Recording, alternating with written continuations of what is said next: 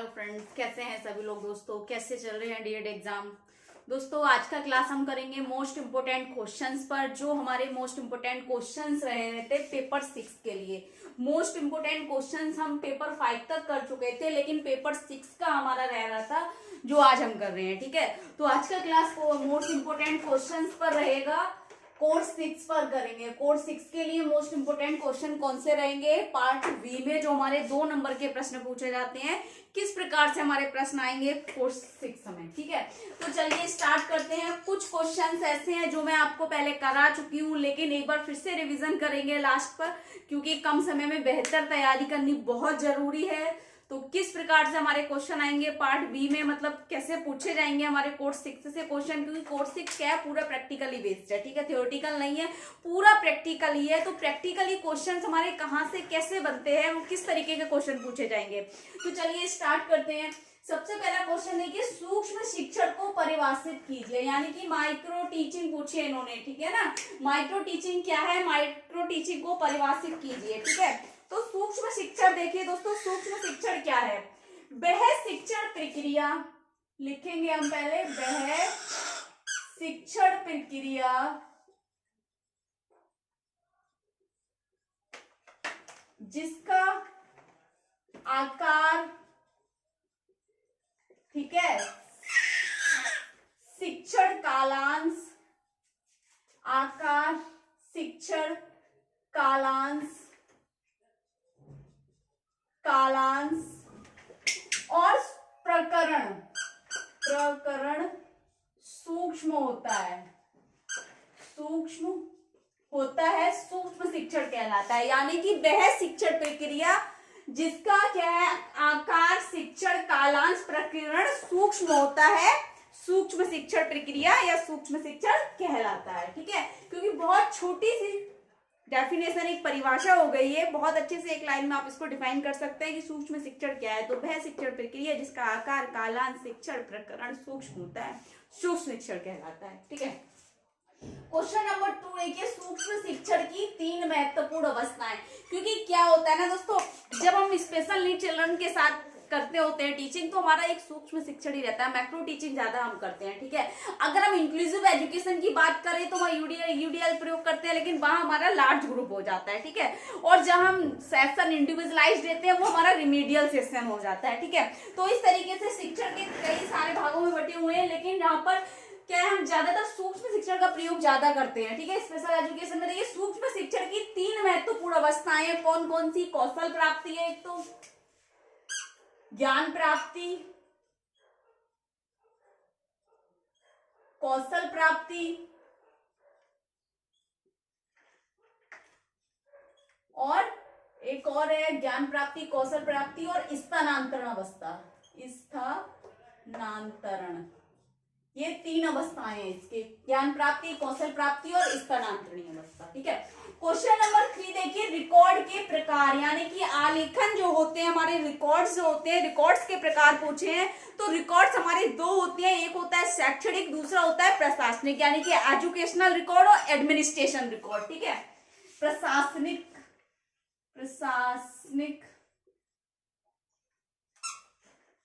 और शैक्षणिक, एडमिनिस्ट्रेशन और एजुकेशनल रिकॉर्ड। क्वेश्चन नंबर 4 देखिए, आईईपी के कितने भाग हैं। आईईपी के 2 भाग हैं, पार्ट ए और बी, हिंदी में हो जाएगा भाग आ और भाग बा। ठीक, क्वेश्चन नंबर 5 है, योजना पद्धति के जनक कौन है। योजना पद्धति के जनक जॉन डेने हैं। कौन है दोस्तों, जॉन डेने। क्वेश्चन नंबर 6 देखिए, सीखने के चरण कौन से हैं, यानी कि स्टेजेस ऑफ लर्निंग। तो स्टेजेस ऑफ लर्निंग, एक तो आपका एक्विजिशन यानी कि अर्जन करना, दूसरा है फ्लुएंसी यानी कि निपुणता, तीसरा है सतत बनाए रखना यानी कि मेंटेनेंस, चौथा है आपका सामान्यीकरण यानी कि जनरलाइजेशन, पांचवा है आपका अनुकूलन यानी कि अडेप्टेशन, अनुकूलन। ठीक है, acquisition, fluency, maintenance, generalisation, adaptation, ये हमारे स्टेजेस ऑफ लर्निंग हो गए। ठीक है, यानी कि सीखने के चरण हो गए। नेक्स्ट देखिए शिक्षण की विधियां, मेथड्स ऑफ टीचिंग कौन कौन सी है। सबसे पहला है प्रॉम्प्टिंग यानी कि सहायता, दूसरा है हमारा शेपिंग, आकार देना, तीसरा है हमारा विलोपन यानी कि फेडिंग, चौथा है हमारा श्रृंखलाबद्धता, चेनिंग, श्रृंखलाबद्धता।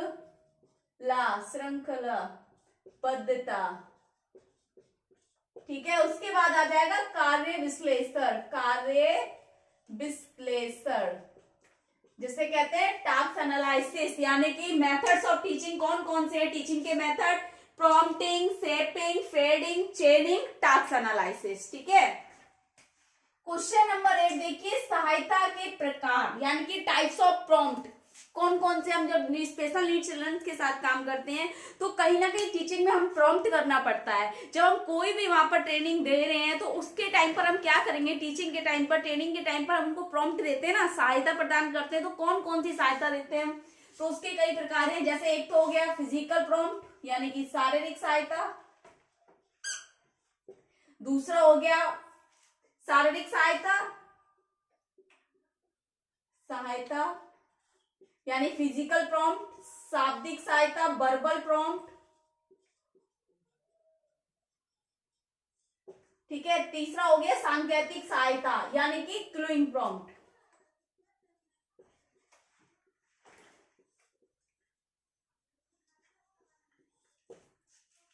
तीन प्रकार की सहायता है। ठीक, फिजिकल प्रॉम्प्ट, वर्बल प्रॉम्प्ट और क्लूइंग प्रॉम्प्ट।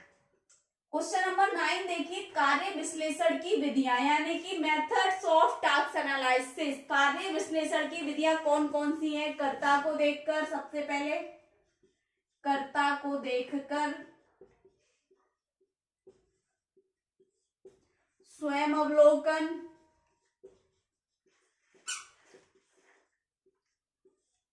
और स्मृति द्वारा। ठीक है, ये हमारी कार्य विश्लेषण की विधियां हैं। ठीक, नेक्स्ट देखिए क्वेश्चन नंबर 10 मारिया मॉन्टेसरी का जन्म कब हुआ। ये बार बार रटाया जा रहा है आपको क्वेश्चन क्योंकि मोस्ट इंपोर्टेंट क्वेश्चन है, हो सकता है आ जाए। ठीक है ना, 99% चांसेस है इसके। तो इनका जन्म इटली में हुआ था 1870 में। ठीक, क्वेश्चन नंबर 11 देखिए सीखने के सिद्धांत, प्रिंसिपल्स ऑफ लर्निंग। तो सीखने के सिद्धांत कौन कौन से हैं। सरल से जटिल की ओर, सरल से जटिल की ओर, ज्ञात से अज्ञात। ठीक है, और सरल से जटिल की ओर, ज्ञात से अज्ञात, संपूर्ण से अंश की ओर,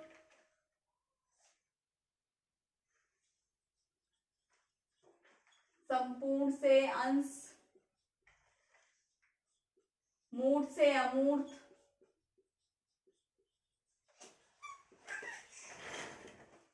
ठीक है, सरल से जटिल, ज्ञात से अज्ञात, संपूर्ण से अंश और मूर्त से अमूर्त। क्वेश्चन नंबर 12 देखिए शिक्षण अधिगम सामग्री का मुख्य उद्देश्य क्या है। तो शिक्षण अधिगम सामग्री का मुख्य उद्देश्य है अधिगम को सरल, प्रभावी और रुचिकर बनाना। ठीक, क्वेश्चन नंबर 13 देखिए सतत और व्यापक मूल्यांकन किस पर आधारित होता है। तो छात्र पर आधारित होता है। ठीक है, 14 देखिए मूल्यांकन को परिभाषित कीजिए। मूल्यांकन क्या है। तो मूल्यांकन एक ऐसी प्रक्रिया है, कह रहे हैं सीखने सिखाने की निश्चित अवधि के बाद, सीखने सिखाने की निश्चित अवधि के बाद बच्चे के वास्तविक उपलब्धि को जांचना, बच्चे की वास्तविक उपलब्धि को जांचना, वास्तविक उपलब्धि यानी कि उसका करंट अचीवमेंट क्या है, उसकी वास्तविक उपलब्धि स्तर को जांचना मूल्यांकन कहलाता है, मूल्यांकन है। ठीक है, मूल्यांकन कहलाता है। बेटा थोड़ा सा और टाइम दीजिए मुझे, ये लीजिए आप अंदर जाइए। ठीक, नेक्स्ट क्वेश्चन देखिए, क्वेश्चन नंबर 15। एक शिक्षक शिक्षण में श्रव्य और दृश्य सामग्री तथा शारीरिक गतिविधियों का प्रयोग क्यों करता है? कह रहे हैं एक शिक्षक शिक्षण में, यानी कि कोई टीचर टीचिंग में कह रहे हैं शिक्षण सामग्रियों का प्रयोग क्यों करता है? तो क्यों करता है दोस्तों शिक्षण सामग्रियों का प्रयोग? अधिगम को प्रभावी बनाने के लिए, अधिगम को प्रभावी बनाने के लिए। ठीक, क्वेश्चन इस तरीके से आ जाएगा, अधिगम को प्रभावी बनाया जा सकता है तो शिक्षण अधिगम सामग्रियों का प्रयोग करके। नेक्स्ट देखिए क्वेश्चन नंबर 16। शिक्षण अधिगम सामग्री को कितने भागों में बांटा गया है? 3 भागों में बांटा गया है। प्रकार भी पूछ सकता है, टीएलएम के प्रकार कौन कौन से हैं या भाग पूछ सकता है उनसे। तो एक तो दृश्य सामग्री, ठीक है, श्रव्य सामग्री और दृश्य श्रव्य सामग्री, 3 भागों में बांटा गया है। ठीक, नेक्स्ट देखिए क्वेश्चन नंबर 17। किस माध्यम से शिक्षण को सरल और रोचक प्रभावी बनाया जा सकता है? तो किसका? शिक्षा अधिगम सामग्री का प्रयोग करके, टीएलएम का प्रयोग करके। अब आप इसका आंसर ऐसे थोड़ी ना लिख देंगे टीएलएम का प्रयोग करके। शिक्षण में शिक्षण अधिगम सामग्री का प्रयोग करके शिक्षण को प्रभावी, सरल एवं रोचक बनाया जा सकता है। पूरा सेंटेंस बना के लिखेंगे इसको। क्वेश्चन नंबर 18 देखिए, प्रक्षेपित साधन। प्रक्षेपित साधन का मतलब हो गया प्रोजेक्टेड एड्स का 3 उदाहरण उन्होंने पूछे हैं, एग्जाम्पल पूछा है। तो कौन कौन सा? एक तो ओवरहेड प्रोजेक्टर हो गया हमारा, ओवरहेड प्रोजेक्टर, एपिडाइस्कोप हो गया, एपिडाइस्कोप, स्लाइड प्रोजेक्टर हो गया, स्लाइड प्रोजेक्टर। ये हमारे प्रोजेक्टेड एड्स हो गए, क्योंकि एग्जाम्पल कभी पूछ लेता है, एग्जाम्पल दे देगा और कभी आपको क्वेश्चन पूछ लेगा आपसे। ठीक है, तो आपको पता होना चाहिए ये सभी क्या है, प्रोजेक्टेड एड्स हैं। लेकिन ब्लैक बोर्ड या व्हाइट बोर्ड हमारे प्रोजेक्टेड एड नहीं है। ठीक है, प्रक्षेपित साधन नहीं है।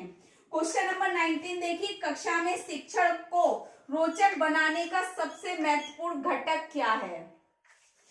यानी कि हम टीचिंग को कैसे इंटरेस्टिंग बना सकते हैं, उसके लिए सबसे मोस्ट इंपोर्टेंट एलिमेंट्स क्या है? हमारा शिक्षण की विधियां। ठीक है ना, शिक्षण की विधियां।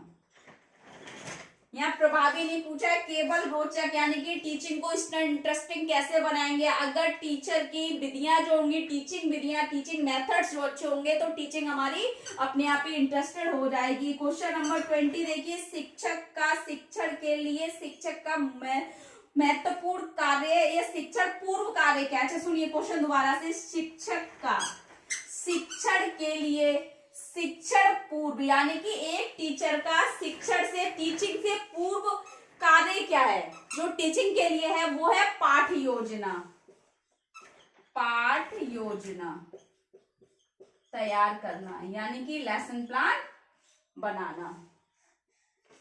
शिक्षण से पूर्व शिक्षक का कार्य क्या होता है? शिक्षक के शिक्षण के लिए पाठ्य योजना तैयार करना। क्वेश्चन नंबर 21 देखिए, समावेशी विद्यालय में किस शिक्षण का प्रयोग किया जाता है? यूडीएल का, universal design for learning, UDL का प्रयोग किया जाता है, जिसमें हमारे special needs children, normal children दोनों ही इंक्लूसिव एजुकेशन सेटअप में एजुकेशन लेते हैं। ठीक है, क्वेश्चन नंबर 22 देखिए, एबीसी अप्लाइड वो antecedent behaviour consequence model, applied behaviour model, applied behaviour analysis behaviour, verbal behaviour analysis, CBT, कक्षा में इनका प्रयोग क्या है या इनका उपयोग क्यों किया जाता है। उन्होंने एक क्वेश्चन में चाहे वो आपको एबीसी पूछ लेंगे, एबीए पूछ लेंगे, वीए पूछेंगे या सीबीटी पूछेंगे, किसी एक को पूछ सकते हैं, सबको एक साथ पूछ सकते हैं। इनका क्या उपयोग है, क्यों यूज किया जाता है, तो व्यवहार प्रबंधन के लिए, व्यवहार